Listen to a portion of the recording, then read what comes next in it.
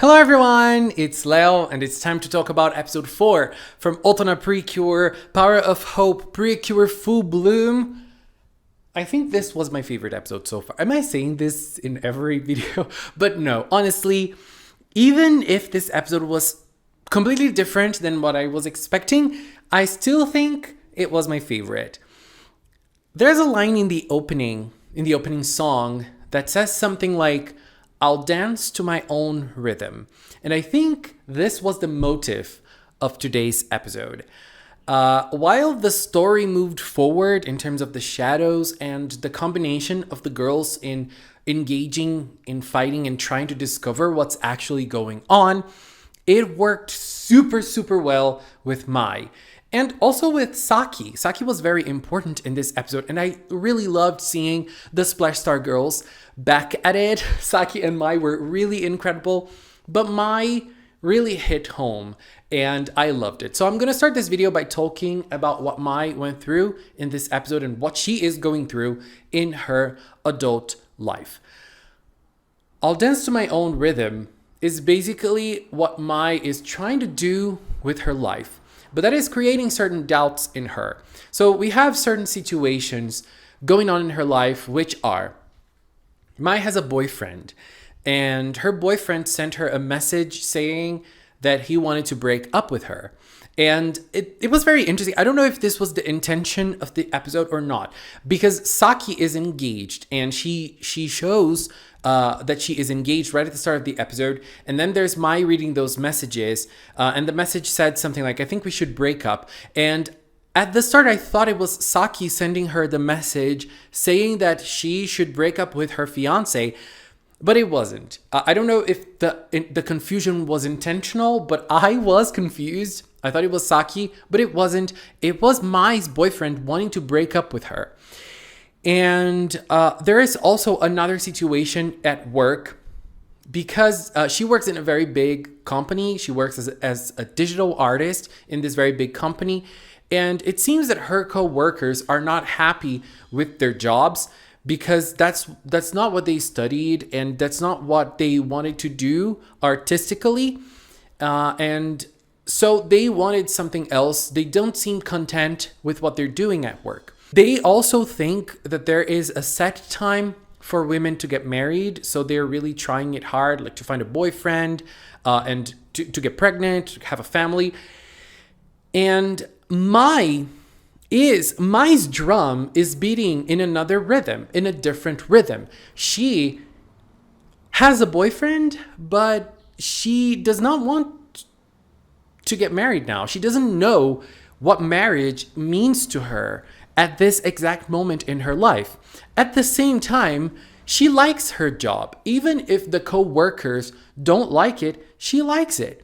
So she is happy with the place that she is in right now in life. Even if she's not married, even if other people around her in the same place as her are not happy where they are, she is. She likes her job. She likes being single. I mean, single as in not married.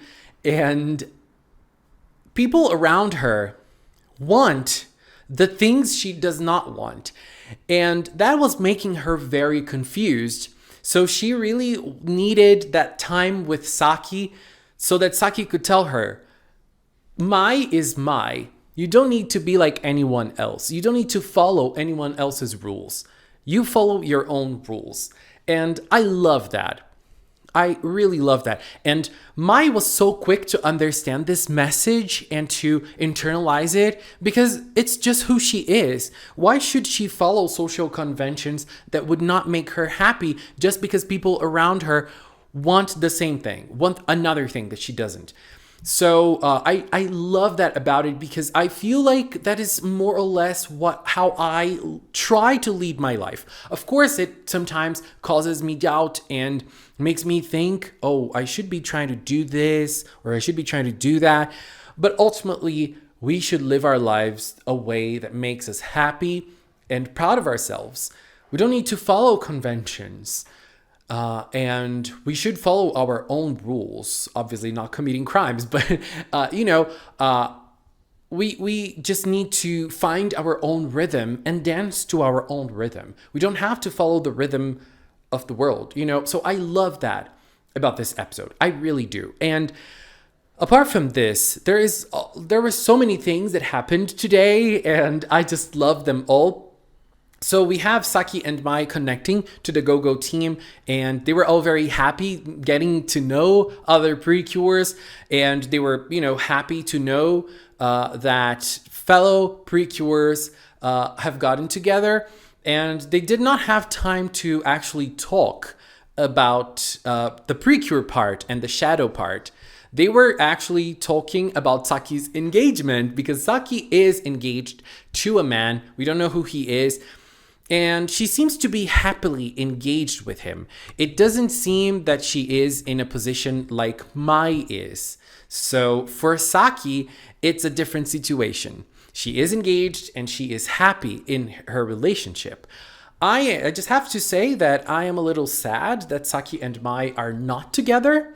Very sad. And I'm pretty sure this will end with Saki's marriage. I mean, I don't know if the whole series will end with Saki's marriage, but like maybe Saki's character arc will end with her getting married. I'm kind of like that's what I believe that's going to happen with her character.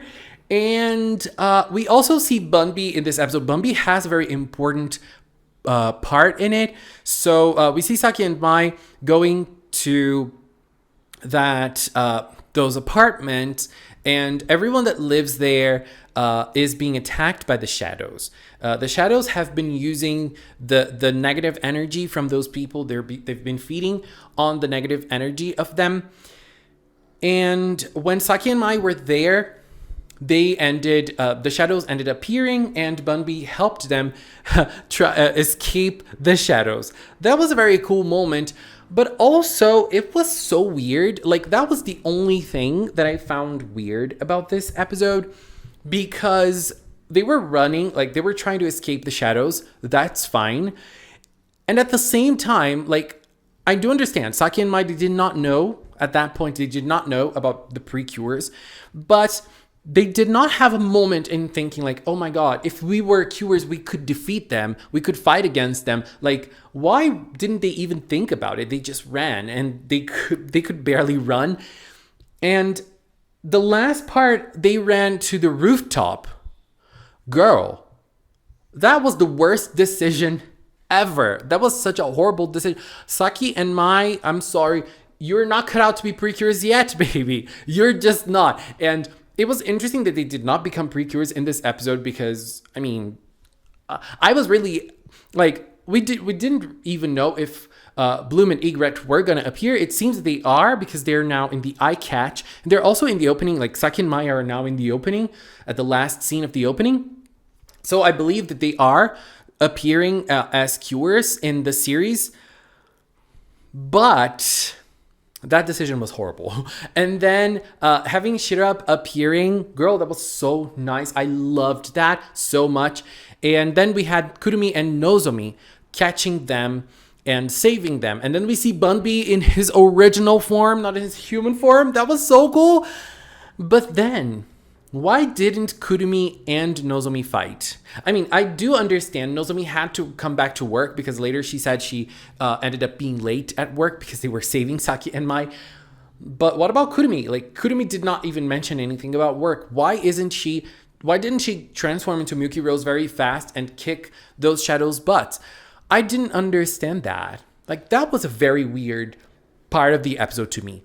And it was cool, though, to see that Bunbi can come back to his original monster form.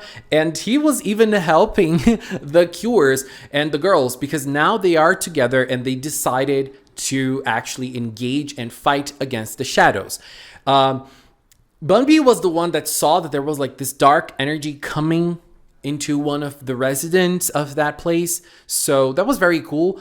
I feel like that is something that will trigger more events, and the girls are going to learn more about what's going on.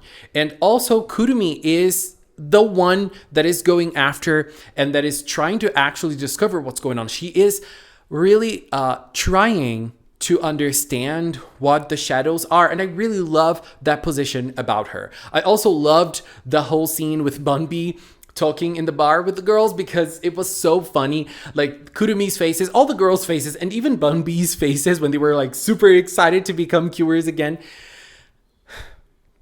I love that scene. But there was also another scene that I feel like is super relevant, which was when Kurumi was talking to Nozomi. And now we learned that Nozomi has been trading letters with Coco. So Nozomi and Coco, they keep on talking through letters, but she did not want to meet him before becoming a full-fledged teacher. So now she is a teacher, and they're probably going to be, I mean, we already know, seeing the preview, they are meeting next episode. And by the way, Nuts looks so handsome as an adult girl. And so they're going to meet next episode. So, okay, so episode 4. Incredible episode. I feel like the message of it was really nice. And the last scene when Mai broke up with her boyfriend was super cool. I mean, this is not something happy. It's not something to be happy about. But like the way she made her decision, like, okay, I'm gonna prioritize myself now.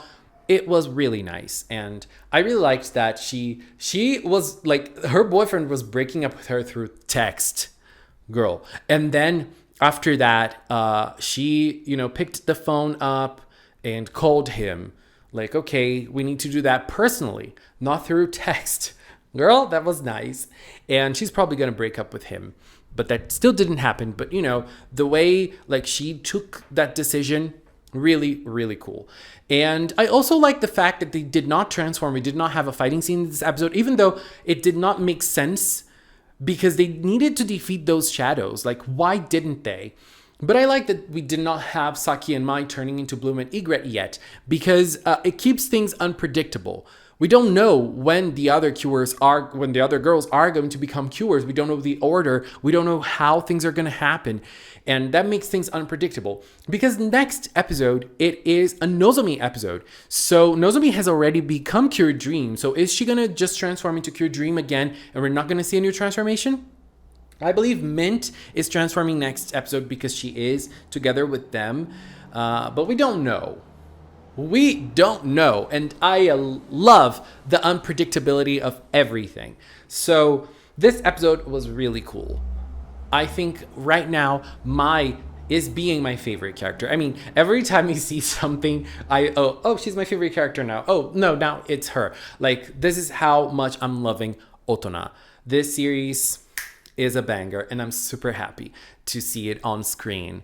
Great work they're doing. Anyways, babies, this is it for now. I want to take this little time to thank the members of the Magical Cinema channel. If you are a member, thank you very much for your support. And if you've watched up until now, thank you so much as well. Thank you so much for watching, and until next time, bye-bye.